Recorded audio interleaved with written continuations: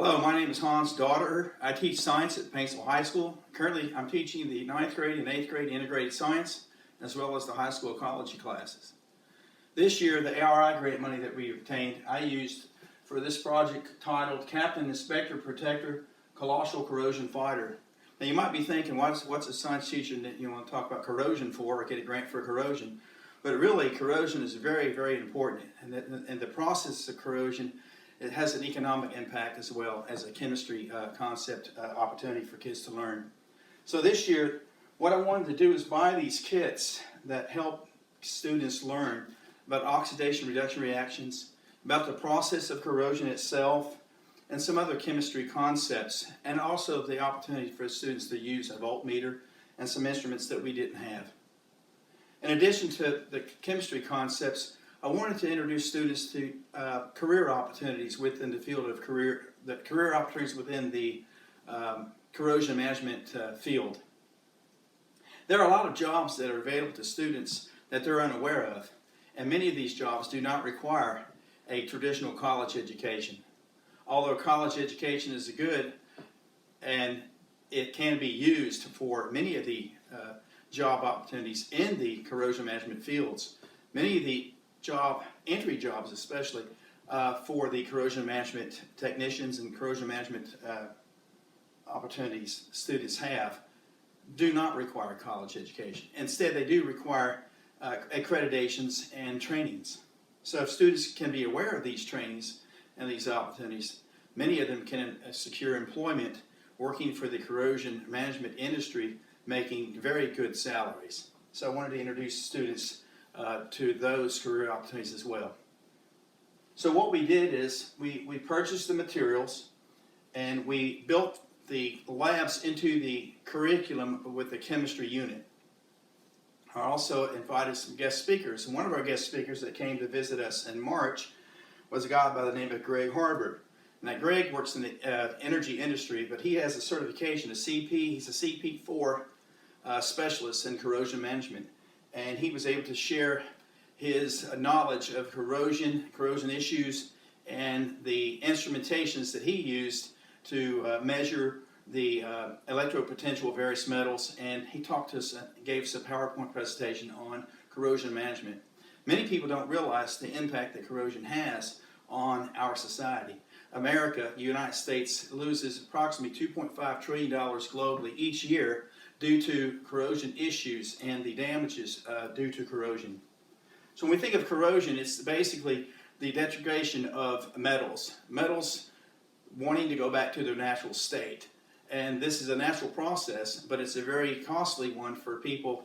If you look at automobiles, the automobile industry, you look at the bridges, the highway departments, and you look at the gas industry, the pipelines and things like that, they lose millions and billions of dollars yearly on the corrosion problems and the damage due to corrosion. So that was the reason why we did choose this year, and not only to gain the hands-on experiences using the kits, but also the knowledge of career opportunities.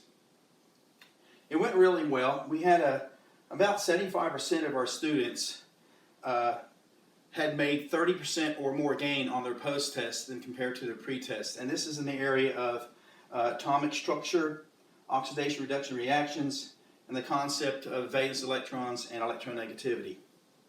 Now, a lot of people don't know what electronegativity is, but it's real simple. Atoms hold on to their electrons with a force, and this electrostatic force is called electronegativity. And some atoms hold on to their electrons, their valence electrons, with more force than others. And knowing and learning about the valence electrons of the different metals and the electronegativities of the metals can allow one to predict the chemical reactions that might take place and which metals are more likely to corrode than others, and how we might use some metals to protect other metals. And these top metals that are used to protect other metals have a name. The name of these metals are called sacrificial metals, and sacrificial metals often are used to protect pipes that are pipes and pipelines that we want to avoid corrosion. Now, I said it impacted student learning, but one thing that it also impacted is I think it empowered students. Many of the students that would come into the lab on a lab day when they knew where they were going to be working out these kids, and it improved their autonomy and their engagement. Altogether, their engagement levels were way up.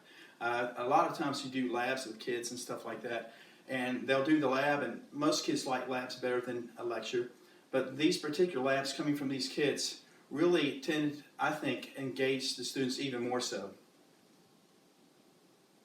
One of the things that the students learned were about corrosion issues. I think a lot of people don't realize how much damage is due to corrosion. I mean, there are pipeline explosions, there are bridges that falter and fail, there are automobiles, everything just basically made out of metal, iron and steel, especially cheaper metals, corrode. And we try to protect our metals by painting them, putting certain applying certain chemicals to help protect and reduce the effect of corrosion. So it's a big industry, and so a lot of the kids also, they collected data and they were able to look at the data, but in a way that they never looked at it before.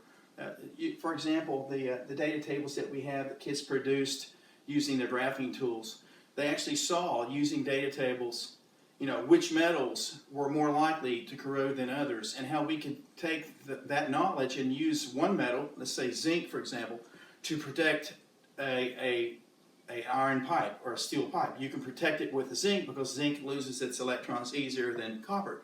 So I think that the biggest thing that kids learned was that for a metal to be used as a sacrificial metal, it has to have a lower electrode potential. In other words, it has to have a lower electronegativity. It has to be able to give up electrons easier. So all that being said, this year's project was a success. It allowed kids to increase their academic understanding and their academic performance on their test, their post-test.